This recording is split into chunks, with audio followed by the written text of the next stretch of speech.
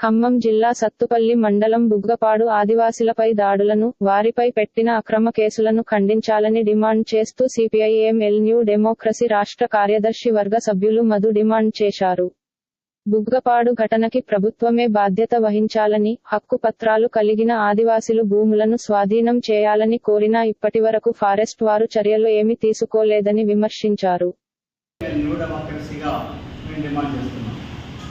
ఈ ప్రాంతంలో ఆదివాసీ గిరిజనులకు 400 ఎకరాల భూమిని 50 సంవత్సరాల క్రితం వీళ్ళకి పట్టా హక్కుల్ని కల్పించడం అనేటువంటిది ఆనాటి ప్రభుత్వం జరిగింది. ఈ భూమిని పంటలు పండక రకరకాల కారణాలతోటి పేదరికంతో ప్రజలు కొంతకాలం సేద్యం చేసి దాన్ని పీడుగా ఉంచారు. ఫారెస్ట్ వారు ఏం చేశారంటే